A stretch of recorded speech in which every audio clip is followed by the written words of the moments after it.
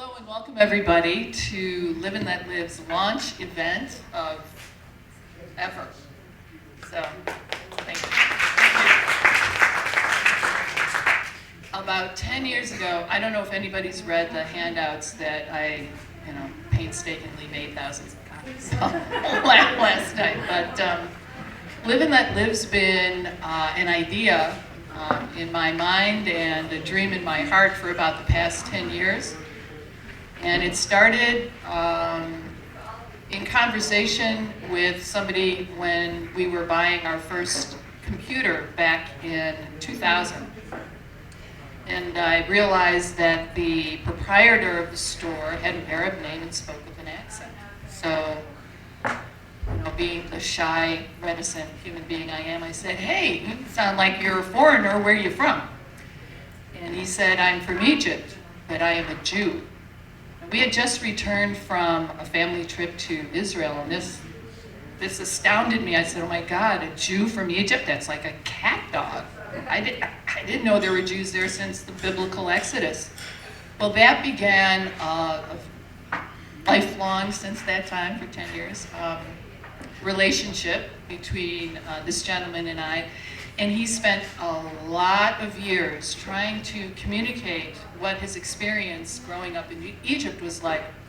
And I never really got it until recently. And I was astounded at my lack of awareness of what life was like in the Arab Middle East. The fact that most of my relatives live in the Middle East, live in Israel, is something that really inspired my imagination about learning more about people in my family's neighborhood, so to speak. We decided that we should create an organization that supported voices of reform from the Middle East, kind of an umbrella organization to bring the voices that the West never hears in the media to our awareness. And I said, well, what are we going to call this? Why do you want to do this? What's the whole point? He said, I just think people need to learn how to live and let live. So that's how Live and Let Live was born. Since that time, excuse me, I've met a number of people on Facebook from all over the world, and our first presenter, you'll hear a cute story about how I met him. In that period, in about a 5-year period of time, a community has really developed between people from the Middle East and people, my friends from the West. And so Live and Let Live is now beginning to turn into something, a community of people who really know each other and are learning about what it's like to live in various cultures. But I wanted to do something more. I've been a psychotherapist for a few weeks now. I started in 1980. Yeah, I can't believe it either.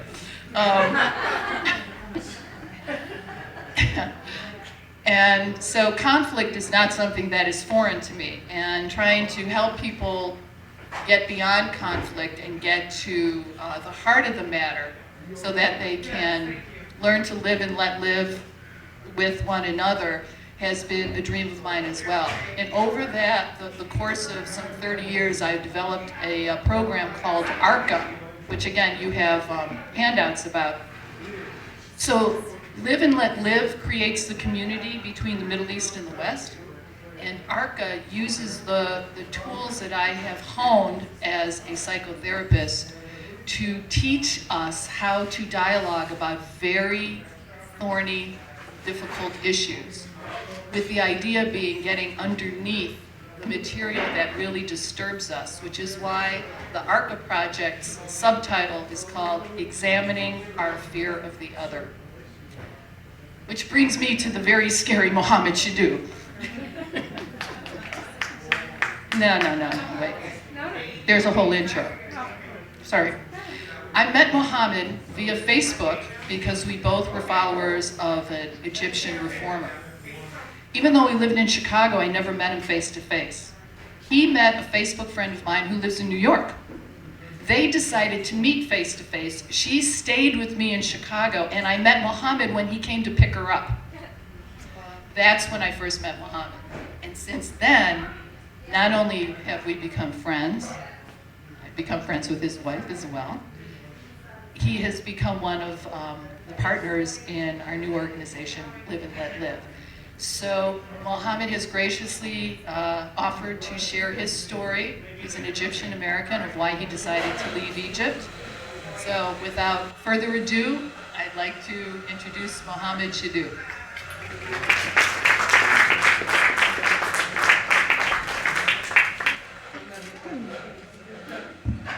Hello, so my name is Mohammed, as we say in Egypt. So I'm going to talk about the reasons why I left Egypt. I came to the States in 2002, so it's been 10 years now.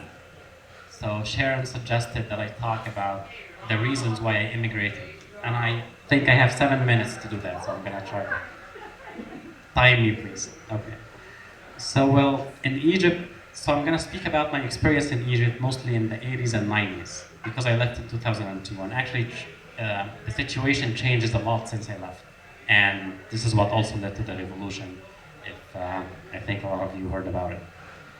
So, well, the first reason, well, maybe the reason why I left, it was frustration. And I think I wouldn't be exaggerating if I said maybe hundreds of thousands, if not millions, of young people in the Arab world dream of leaving and immigrating to the West. So I was one of those. And the common factor, the common reason is frustration, but everyone has their own reasons why they were frustrated. I think my reasons were very different from someone else. So I'm gonna say my own reasons, and it's interesting to see that, you know, even though you have very different personalities and very different people, but they all were frustrated, no matter how, maybe some of them were opposite personalities and they had opposite dreams and aspirations, but they all shared this frustration thing. So my reasons for being frustrated, I'm gonna try to, you know, say what led me to take the decision to immigrate. Well, initially, the first thing, actually, something that started with me since I was very young, I always believed that people, no matter what their faith, no matter what their ethnicity, they were basically the same. And as I noticed that, first I noticed it in Egypt, in the difference between Muslims and Christians, for example. In Egypt, Egyptians are a minority. But as I had a lot of Christian friends, I noticed that even though people think they're different, but the fact is they're very similar, and just the psychological similarities are expressed differently. So we have to be able to look underneath the surface and see that these behaviors and, you know, things that appear to be very different, if we look at underneath the surface, they actually come from maybe the same human feelings that we all share. So I really had a firm conviction that, you know, and I wanted to be exposed to different cultures and different religions. So I just didn't see myself living all my life confined to one culture. So that's something that started with me since a very young age. I just didn't know where I will go. Then as I grew up, I started to pay attention to the problems in my own country. And of course, you know, in my junior high school, I was reading, and of course it was obvious that the part of the world where I was we belong to the third world. So of course the advanced world was the West. So my dream back then was to go to the West, spend 5-6 years, learn, and then go back to Egypt and, you know, benefit my country with whatever knowledge I had. And then as I grew up, you know, in high school, and I was, by nature, I'm very self-critical, and I pay attention to details. I don't really, you know, if something is going wrong, I really pay attention to it, and I know now that it could be done differently. So as I grew up, I realized that, you know, I'm not gonna go there for 5 years. I'm gonna go somewhere else indefinitely, because I don't know when things will get better in my country. And as I say, you know, sometimes I think I was being realistic or I was being selfish, but I decided that, you know, I can't really adapt to the situation there. So I decided to leave, and in 2002 I came to the States, and I actually, you know, have some points here that details some of the reasons, the direct reasons why I left. And that's gonna give you just an idea of what kind of frustrations young people in Egypt in 80s and 90s we were facing. And that's gonna also explain why the revolution took place at the end. So first reason, for example, back then I used to, you watch Western movies, you look at magazines, and I have a thing for beauty. I like to be surrounded by nature. I like to see a lot of organized streets, and that was very much lacking in Egypt. Like everything, there is disorder, there is not much greenery around you. So that was very frustrating for me, and I really love to be surrounded by beauty. So that was one of the reasons. It's not a common reason actually for people to immigrate, but that was one of my reasons.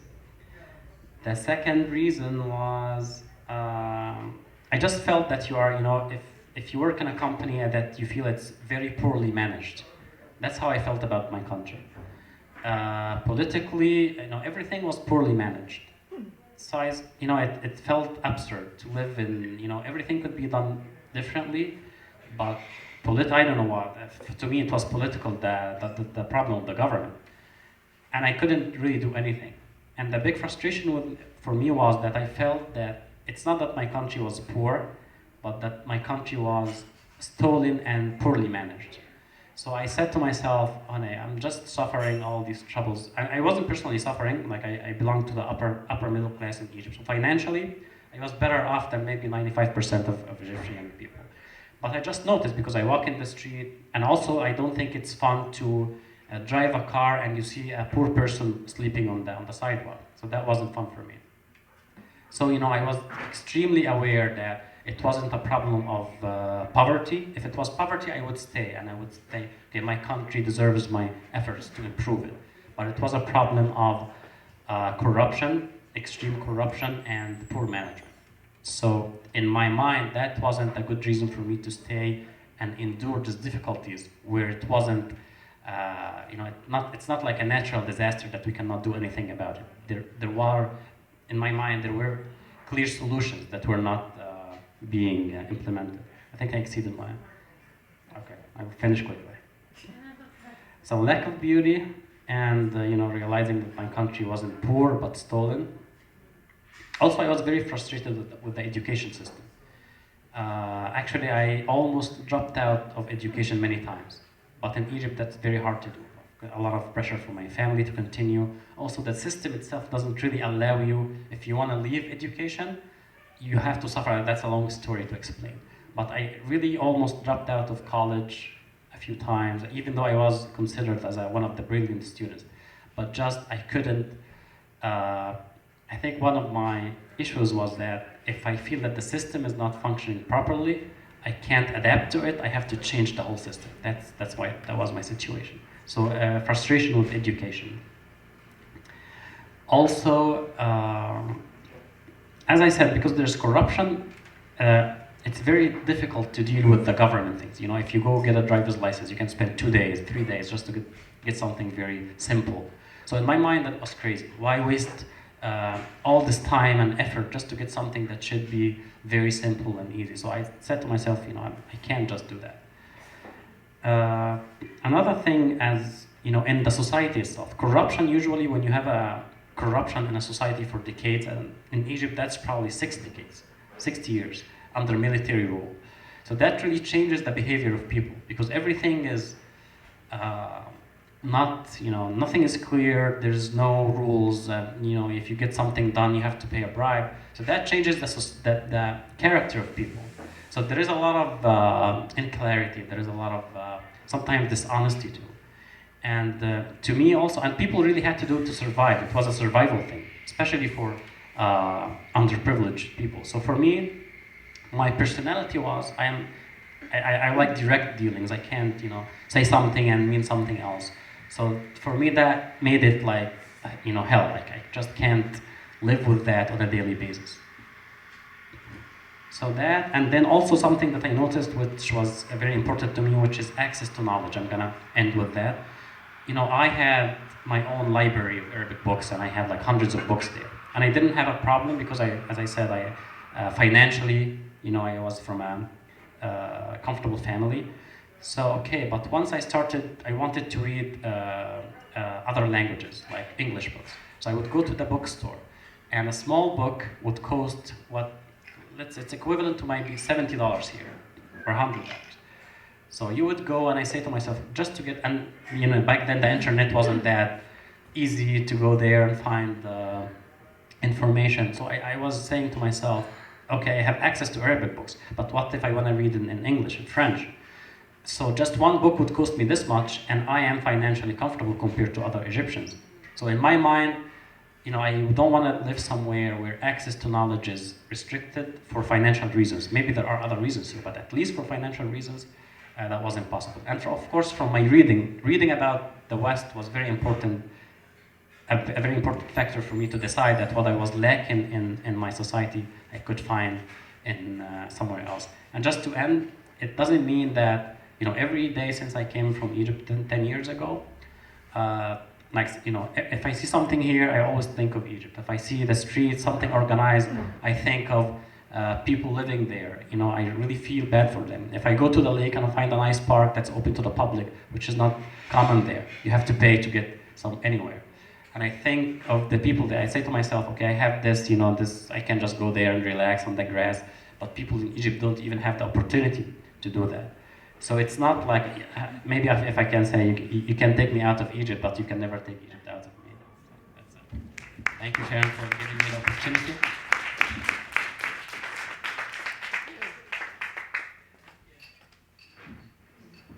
That was great. The point of this evening is to share the experience that the Live and Let Live community has with one another on Facebook, and that is to really get a sense of what it's like to live in the Middle East. So thank you so much for sharing your personal story. Our next presentation, there's Alyssa. Hi, sweetheart. I'm going to invite you up here. Is a reenactment of a Facebook conversation I had. I imagine everybody's familiar with Facebook. You can have personal messages back and forth. So I was, sitting in my living room one night, and up pops a personal message from somebody named Asa Hayat. Asi Hayat. It turns out it's a pseudonym of a young girl, 19 years old, named Asma. And like all many 19-year-olds around the world, she is rebellious and searching for her own truth. So I'm going to invite Alyssa Pedersel up here, and she is going to play me, writing to Asma, who I am going to play.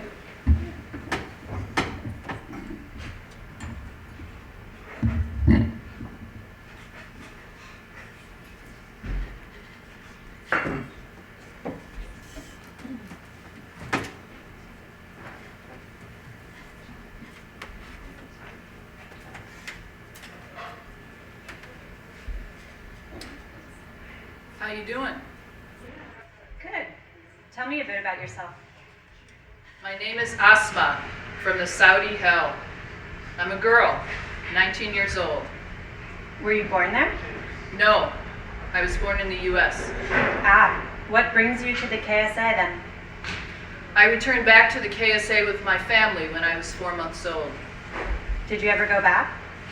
No, my family don't want to leave. They want to control me all the time. Why were your parents in the US in the first place? My father went there for studying. Have you ever been in KSA? No, only Israel. I see that you have so many Saudi friends. Why?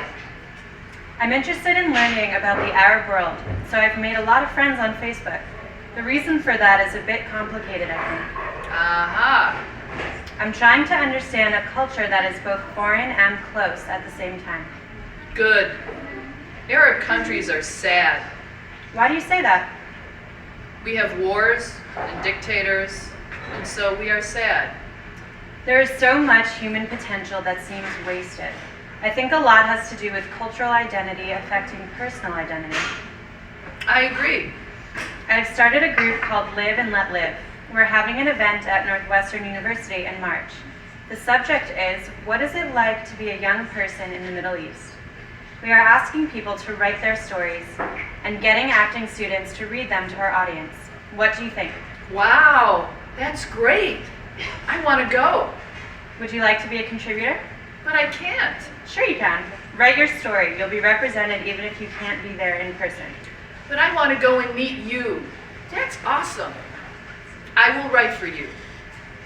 You know what? What? I want to study in the USA. College. What do you think? Why not? Your father did. Will your parents allow it? No. Would they if you were a guy? Yes. But I'm not going to obey their rules. I will try to leave this slavery. I would love to read your story, Asma. Okay, I'll write it. You know about the politics in KSA, right? We have a royal family, a king, a princess. We can't say anything. The king is also under the rule of the crazy imams, right? No, don't believe this. The imams are under the king's rule. Oh? They lie. Who does? The royalty? They want to fool the world that we are a dumb religious people. The government gives us the worst education ever. You have to see our school books. I would love that. I'll give you an example. We have a religion class, and the book we study is full of lies.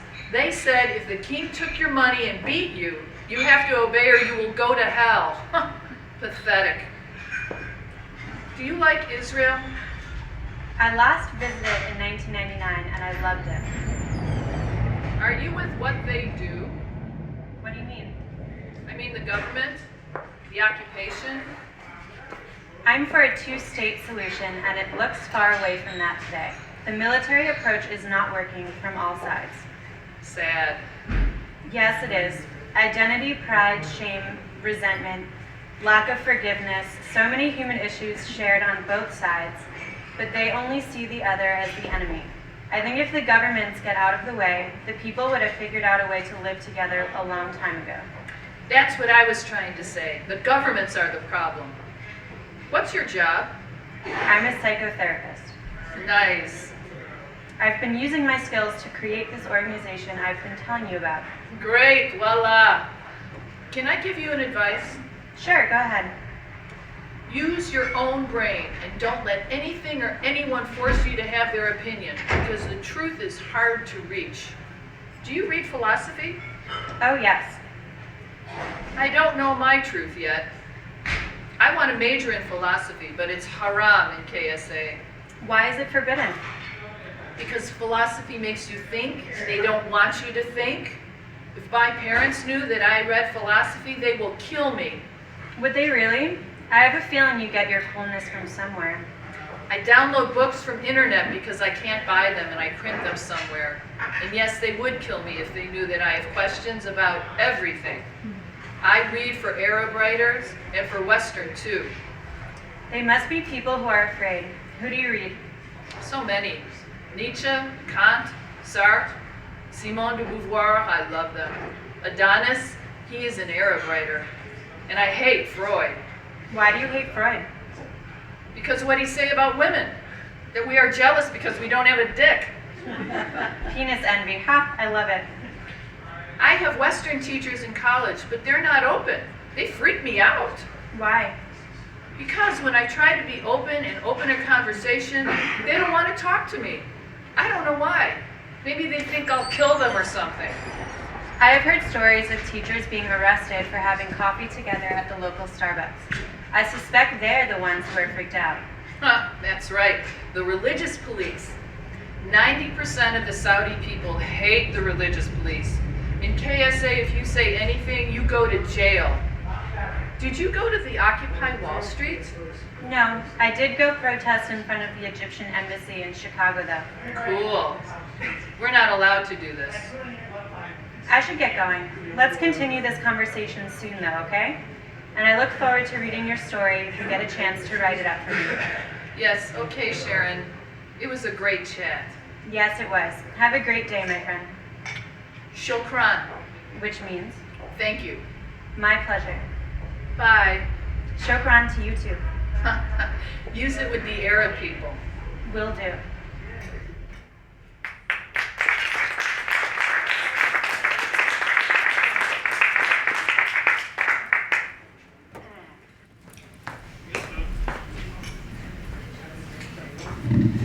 you. I hope that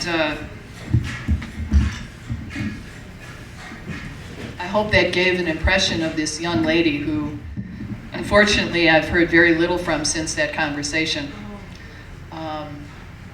Our next presentation is from a live person. Where are you, Ayala? There she is. Ayala has graciously, I won't say offered, she's not been able to resist my asking her to share her story. Ayala is an Israeli American. She has lived in the United States for the past 7 years, and she is going to share her story about what it was like for her joining the Army as a teenager. She is, let's see if I remember this. You have a master's in accounting. Oh, her parents, even though she is Israeli, her parents are from Argentina. So that's an interesting point. And she is an amateur boxer, and she also volunteers at a shelter for kitties and puppies. Right. Let's put our hands together for Ayala. Thank you.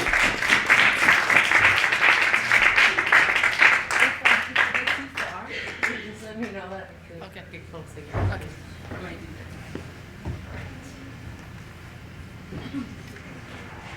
Okay. Okay. So, thanks Sharon for the lovely introduction. Okay, so I'm a bit nervous, so I'll do my best not to mess up my story. My first experience with the Army was actually growing up, going to visit my brother on Saturdays with my parents. We used to go and bring food for him and the rest of the soldiers that were with him in his group. And besides that, you see soldiers in Israel everywhere, in the buses, in the mall. It's just part of life there.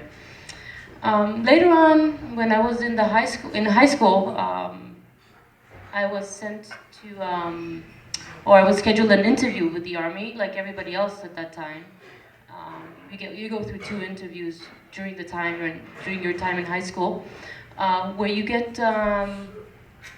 interviewed to see what kind of position you would be appropriate to do in the Army, and you get also you go through medical testing to get a score. We call it a profile, but it's a numeric score, which the higher the score you get means you can do a more you can have a more intense position or be more of a combat soldier. I don't remember my score exactly, but I was assigned to be in the Navy, to be an operator of a shore radar station. And after that, I didn't give it much thought in high school. We talk about it amongst us, you know, what are you gonna do, what are you gonna do? But that's pretty much it. And at the time of graduating high school, I was given an official recruitment date, like everybody else. And I was young for my class, so I had quite a while between high school and between graduating and my recruitment day, which was very nice because I was completely free. I didn't have high school, didn't have the Army, didn't have to work, which was very nice. And as the day got closer, I remember going with my mom to get equipment for basic training. You get like a list of recommended things to buy. So I got ready, and when the recruitment day arrived, I got to the recruitment center with my parents. We took some pictures, and I got on a bus with a lot of other girls. The first day was pretty rough. It started very early in the morning, and then we were sent to like I don't know exactly how to call it, but it was more like an arrival center. You go through stations where you get shots, you get your tags, you fill up forms. You just literally pass by station, and after that, we were kind of in like a waiting mode for hours during that day, waiting to be accepted to the official camp for our basic training camp. We were given like some secondhand uniform, and we were basically cleaning and being run around all day. Again, just waiting for the time where we can finally officially go into the camp. Finally, I think it was around midnight. I remember it was dark and I was cold, and we were finally allowed to get our equipment, our sleeping bags, our official uniform, and go to our tents. Never in my life did I fall asleep as fast as I did that night. And in my mind, it was one of the worst days of my life. It was, and unfortunately, it set the tone for the rest of basic training. The rest of the days were very similar. You wake up early in the morning, you go through classes, you learn how to shoot, you learn how to take apart the weapon, put it back, clean it. You go through classes of general like discipline. You go through some physical training, and it's mainly just very, very long days. I remember falling asleep during classes in front of the class captains, and the idea of basic training is to pretty much shout at you, kind of treat you like shit. So you basically are getting used to the discipline and the lifestyle of the military. So the class captains do a very good job of pretending they don't care, and for me it was difficult. Whether it's because of my personality, maybe I'm oversensitive, or I wasn't ready at the time for that experience. For me, it was very hard to take. For a lot of girls, it felt like summer camp, and they were able to actually make new friends, and it was a pretty good time for them. But for me, it was not. It got worse every day, and by the time basic training was over, I think it was about 2 weeks, or maybe a little bit more than that, I was like, this is not for me. Like, I do not fit here. I remember even going to one of the commanding officers and talking to her about my concerns, and she was surprised because in her mind, I was one of the more outstanding soldiers, because I was probably just so depressed that I didn't argue anything, and I was just followed orders to the T. So for the military, that's perfect. But anyways, after basic training ended, I was sent to start my official course, my training for the position I was given in the Navy. So I was sent to a training base in a city called Haifa, a Navy base. And sometime between the end of basic training and beginning of the course, I made up my mind that whatever I need to do, I need to get out of here. This structure it's just not for me. Every day was worse. Like I was saying, I felt like I was in a black hole. I felt like I was in prison. So I started the course in the Navy, and I'm sure it showed on me that I was not doing well. Because when I approached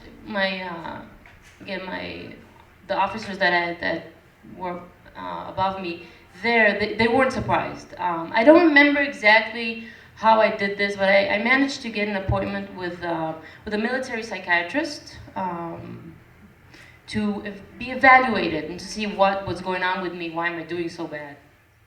I think there were a couple of sessions with him, and I was obviously very convincing. Also, my parents didn't have much, also supported this decision because they didn't have much choice, probably because I was so determined and stubborn about it. And they probably saw that I wasn't doing well, and they just wanted to, make me happy. So after being evaluated a couple of times still within the Navy, I was able to get an appointment closer to home and for for a more official decision of what to do, of this decision about my future in the military. Eventually, I was dismissed from the army. I was deemed mentally incapable to serve. That's the way to basically be allowed to or be dismissed from the army unless you're physically incapable. So my score changed to that profile that represents my abilities changed to 21, which is the lowest possible. And I was sent home, and that was it. I remember I tried, when I realized what's going on and what's going to happen, I remember asking if I could get a temporary relief, or do something else, maybe closer to home. But by that time it was too late, and there was no other option for me. The first thing, though, going home, I was very, very happy and relieved. That's kind of everything I wanted. But as time went by, the decision and the meaning of it kind of weighed on me, because there's a term in Israel, and it's a slang, that the literal translation of it is dodger, which means it's used to describe people that basically don't do the army and avoid their civil duty. And I realized that, wait a second, that's me, and I never intended to do that. Like, it never crossed my mind that I never wanted to avoid any responsibility or any duty. I just wanted to go home. I just felt like this is not the place for me. But in Israel, the military is everywhere. It's an integral part of the existence of it. Without it, it cannot exist, at least the way things are right now. When people meet you, the first thing that they ask is, "Oh, so what you do in the army? Where'd you go?" And I all of a sudden realized that it's not as simple as just going home. I remember I kind of drifted apart from my best friend in high school because she was in the army in her world and I was not. Another consequence of it is I had to go through an evaluation before I could renew my driver's license, a psychiatric or psychological evaluation to see that I'm okay to drive. And fortunately, I didn't have to deal with the consequences of this in the professional world and with my career, because after graduating college, I left Israel and I came to the U.S. and I've spent my grown-up life here. So I never had to deal with a job interview in Israel. All I did was waitressing or student jobs. So the issue of the military never came up. But I'm sure that if I were still there, it would have come up every time I would go to a job interview, and it might have been a problem. Even here, people, the first time they hear I'm from Israel, they ask me, "So, did you go to the army?" And a lot of times I kind of make my past prettier for myself. I kind of make the time, like I extend the length of time I served, or I make up a different story of why I didn't, because I'm not comfortable with my past or with not serving, the fact that I didn't serve. And that's it. There's life in Israel is intertwined with the military life, and there's a big stigma for not going, not serving, and that's it. That's a glimpse into my life.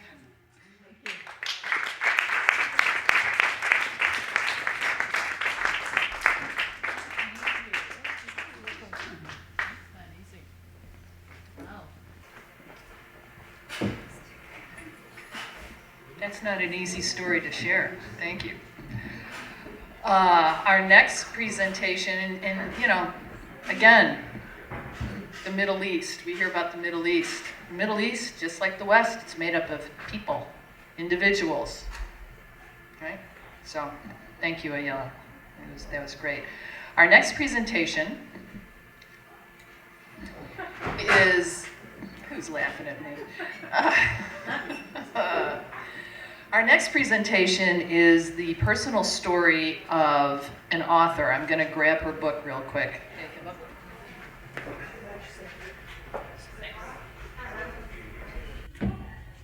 Her name is Alexandra Kineas. She was born and raised in Alexandria and attended school in Alexandria, Egypt, and received a degree as a mechanical engineer, just like her father. And then in 1997, she got married and moved to the United States. And at that point, she decided to pursue her passion and her dream, and that was to become a fiction writer and a screenplay writer. And she's done remarkably well in that capacity ever since. She's a co-author of a controversial movie called Cairo Exit. It was banned being screened in Egypt, but it was released in some other countries and received an award, let's see if I can remember this properly, in the European Independent Film Festival for the best non-European film of the year 2011. Alexandra has chosen to tell her story through fictionalized accounts. And tonight, she is going to join us via Skype during the post-presentation discussion. So if you have any questions for her, you know, inshallah, as my Muslim friends would say, she'll be on board and you can ask her directly. Charlene Brooks and I will be acting an adaptation, a screenplay adaptation from an excerpt from this book, Black Tulips. This is a fictionalized account of Alexandra's experiences as a woman growing up in Egypt, as well as anecdotal experiences from her friends. And the background of the scene is it's between Shireen Radwan. Shireen is the first female prime minister of Egypt. So yeah, this is fiction. And her maid and confidant of 20 years' time, Rashida. And even though she's the female prime minister of Egypt, she still needs her husband's permission to travel abroad. And for family reasons, there was a contentious situation between she and her husband. She goes to travel abroad and she gets to the airport and finds out that he's disallowed her doing so. And she is so upset by this that she decides to file divorce papers. Well, he beats her to the punch. And right before this scene, he divorces her by saying simply, "I divorce you 3 times. So I'd like to invite Charlene up here and we're going to perform this scene.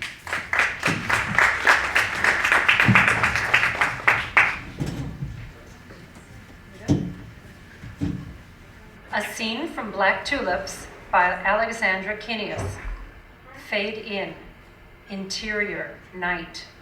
Shireen, 48 years old, sits around the kitchen table in the dark. In front of her is a chocolate cake. She devours the cake with a spoon. Her face is smeared with chocolate. The clock on the wall shows the time. It's after midnight. On her lap sits her cat, Nefertiti. Shireen pats her with one hand and eats with the other. Rashida, 45 years old, walks in. A scarf covers her head and she wears an apron over her house dress. The shadow of Shireen in the dark startles her. She covers her mouth with her hand and gasps.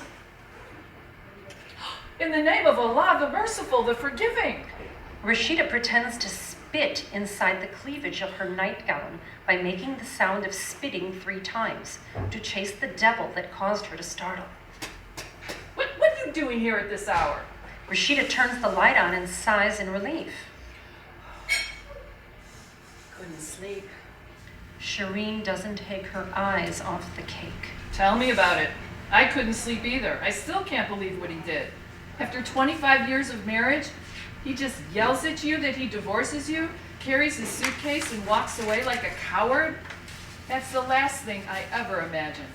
Rashida sits in front of Shireen, rubs the surface of the table with her fingers, and watches Shireen as she devours more than a quarter of the cake. Rashida moves the cake away. Enough. Shireen looks at her and pouts. A look of defeat shows in her eyes. She looks back in the chair and shrugs. Shireen sounds hurt. I don't believe what he did. I've never been so humiliated in my life before. Rashida bites her lip and shakes her head. She smiles awkwardly. I don't believe what happened either, but think of the good side. You wanted a divorce and you got it. Now the ban he put on your travel is lifted and you're free to travel. Wasn't that what you wanted after all? Not this way. It could have been in a civilized way. Shireen slams her fist on the table. The sudden movement scares Nefertiti, who jumps off her lap and disappears inside the pantry's open drawer. Shireen, there is no good divorce or bad divorce. Adam was hurt when he received the divorce papers and reacted out of anger to hurt you back. Now you're even. Adam has a soft heart. Give him time to cool down. It's over. There's no going back. Adam could have just revoked the travel ban, but instead he agreed on the divorce without even giving it a second thought. His actions stated it clearly that he didn't care. Adam's reactions are calculated. He doesn't just say things because he's angry. He knew exactly what he did. Rashida takes Shireen's hand in hers. Don't forget that pride is the quality that drives men in this part of the world. It's very powerful, but at the same time very fragile. As long as you remember that, you'll have peace of mind. Shireen forcefully pulls her hand away. And what about my pride? It doesn't count?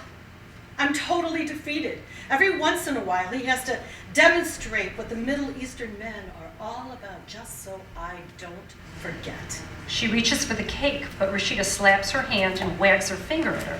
No more. Shireen crosses her arms over her chest and frowns. Tell me the name of one woman you know who hasn't been abused by a man simply because he could get away with it. Because the law is on his side. Why don't you change the law? You're the prime minister. You're the only one who can do it. You don't understand. It's easier to start wars, negotiate treaties, invade countries, or enforce sanctions on another than to issue laws to protect women's rights. Any right given to a woman is one taken away from a man. Believe me, someone will find a line in a forgotten book written 1,000 years ago just to justify why women can't do this or that. Rashida, sustaining the status quo is a guarantee to maintain the artificial power imbalance between the genders that has been dictated millennia ago. I'm tired of fighting. My whole life has been a continuous war, one battle after another. Every roadblock I overcame, I found more as if life was getting pleasure by throwing punches at me. Oh dear. The evil spirits that possessed your husband have made him divorce you have also possessed you. Rashida bounces off the chair, opens a drawer, and fetches a sheet of blue paper and a scissors from inside it. She quickly cuts a paper doll, lights a match, and burns incense in the brass burner. A look of surprise covers Shireen's face. What are you doing? Rashida ignores her. She takes a pin from the sewing kit and puffs the incense in the burner. The smoke intensifies. She stands over Shireen's head and pokes the blue paper doll with the pin. What on earth are you doing? Poking the eyes of the evil spirits that might have possessed you. Shireen watches in silence. With every poke, Rashida mutters the names of people Shireen knows until the paper doll is perforated like a sieve. She places it over the burning incense and watches as it catches on fire. With the doll's arms and legs blazing, she holds it from its head with her fingertips and moves it over Shireen's head in circular motions 3 times. Shireen cringes, but Rashida does not stop. I think that's 6 times. I ask the Lord to protect you from the evil eyes that want to harm you. Rashida drops the burning doll on the floor. Are you done with your circus here? Rashida doesn't answer. She watches the doll as it turns to ashes and then stomps it with her foot. Shireen shakes her head in disbelief. Fade out.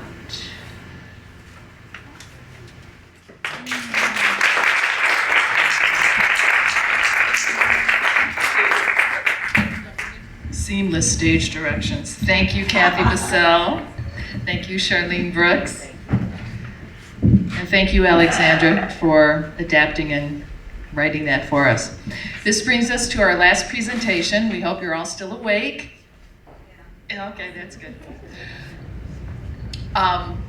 This is a very special presentation of personal story, kind of from age 10 to 22, of a friend that I met on Facebook. His name is Ali. He's an Iraqi young man, very talented, has not been able to go to college due to being a refugee and his family's troubles, etc. And he's written his personal story. I think this is his 5th iteration. I don't know where Alyssa went, but we've gone through a number of, yeah. And I am very, very happy to introduce Seth Garbin, who is, did I pronounce that properly? Yeah, that's correct. Awesome. He is an acting student at Northwestern, and he will be performing Ali's story. I'm going to give away the topic heading. It's called The Enemy.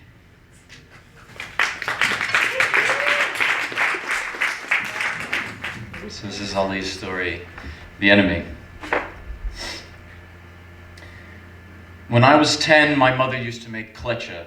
It's an Iraqi date pinwheel cookie.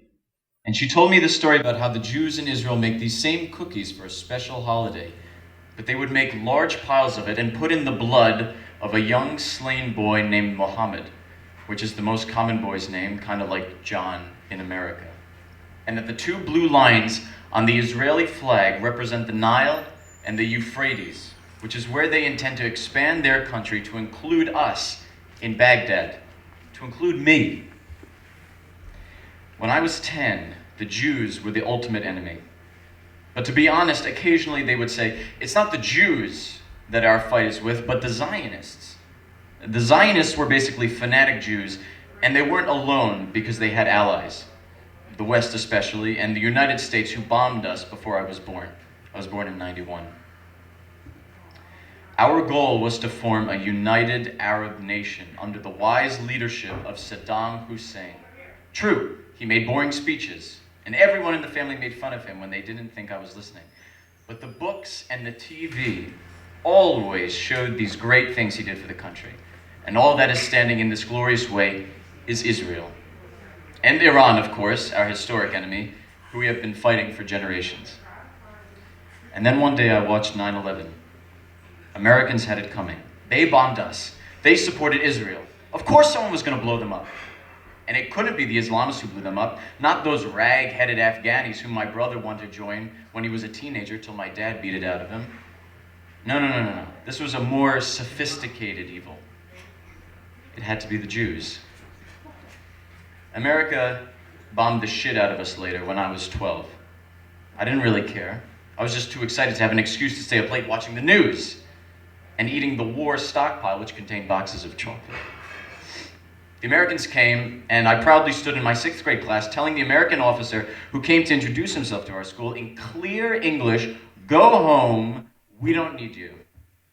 I was so proud that later on when my friends asked me what I said to the American, I told him to go home, you filthy cowboy. We don't need your freedom here. We are free.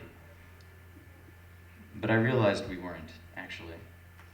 People could talk shit to American soldiers and not one of them would shoot. They would shoot for other reasons, though. While we couldn't criticize the government during the Saddam era in public. I remember people hating Saddam, making jokes about him. After realizing that I, a child, was in the room, they would make me promise not to tell anyone, or otherwise Daddy would go to jail. I didn't get why people like Saddam all of a sudden, but I guess they just realized that he was good now. And I think I realized it too. The United States was the enemy, and we have to fight them. At 12, the United States was the ultimate enemy. But then I was 13, and I realized I had a cock, Honestly, politics didn't interest me back then, but it was also then I discovered we were Sunni, and so were our relatives, but not all of our neighbors and friends. They were a different sort of people called Shiite, and we now had to make place for relatives displaced in Shiite-controlled provinces. And a lot of Shiite were bad, and they liked Iran more than Iraq. And Shiite hated us. They wanted to kick us out, destroy our mosques. They hate us so much, they became allies with the Americans. They are worse than the Americans. In fact, we need the Americans' help to defend ourselves from the Shiite. And my 10-year-old brother was almost kidnapped by them. I am 15, and the Shia and Iran are the enemy. The Americans are still the enemy, but maybe they're not so bad. My father works with them. He builds roads and stuff. Well, he built roads till he got a death threat from Al-Qaeda. Fucking raghead Afghani Islamists. And besides, American TV shows and pop culture are pretty awesome. I mean, they can't all be evil. They're not the enemy. Not all of them, at least. It must only be the government that is evil. Maybe because it's controlled by the Jews. Death threats and the kidnapping attempt made us leave Iraq and go to the rich Gulf states. I was alone there. My father had an accident shortly afterwards, which left him unable to work. And my brothers were always angry and pressured because of money. No one really befriended me except the Omani Shiite. They were fascinated by Iraqi culture since almost all of their religious idols and songs come from Iraq. They liked me, and they were pretty cool guys, religiousness aside. And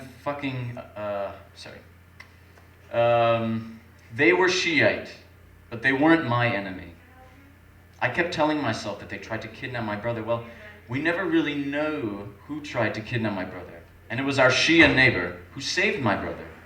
No, the Shia aren't the enemy. The Americans are the enemy. Well, not all of them, but the government. And the Islamists are evil. Maybe they're the enemy, and they're controlled by the West. And there's fucking Bin Laden. I hate him. He doesn't represent true Islam. Well, my Shiite friend tells me that Osama does represent the true nature of Sunni Islam, and that Sunnis' teachings are bad, while my other religious Sunni friend showed me books that tell me Shiites' teachings are messed up too. Well, fuck them both. Islam is just fucked up. All of it. I hate that religion. I hate that culture. I hate the Arabs, the ragheads, and I hate my family. Why can't they afford to send me to college like they did with my older brothers? Religion is the root of all evil. It's malicious. It's hatred. It's evil. At the age of 18, religion is the enemy. I was 19 when I was sent to Jordan. I met a lot of Americans, Christians, and Jewish people. I was sure now that they weren't the enemy, though they had some extremists in them, but everyone does. And they didn't want to enslave me and rule the world. They didn't eat babies. The right-wing ones had some strange opinions, but that doesn't make them evil. They were not bad people. No, they can't be the enemy. Religion is not right, but it's not the enemy. Not all of it, no. Only Islam is the enemy. I'm certain of that now.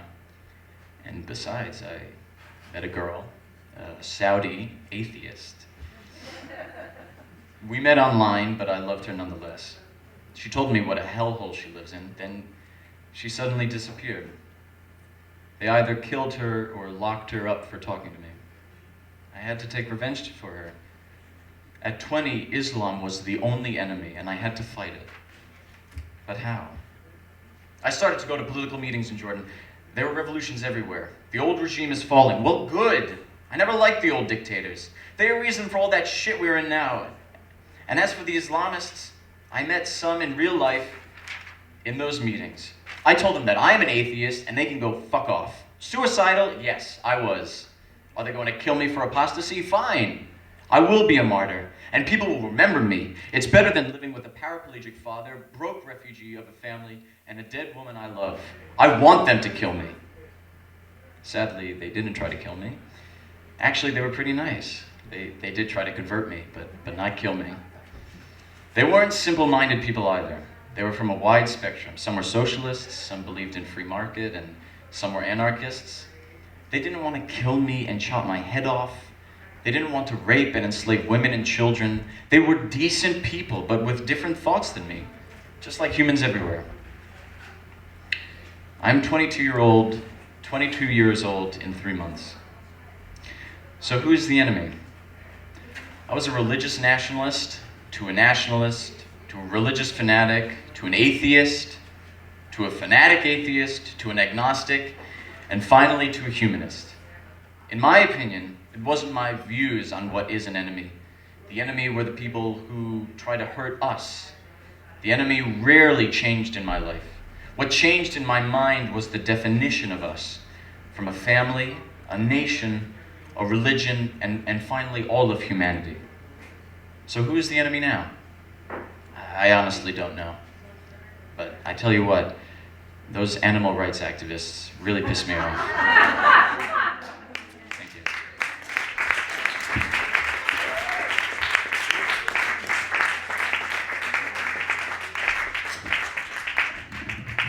I think the kids got talent, both of them. Well, thank you very much. This brings us to the end of the presentation portion.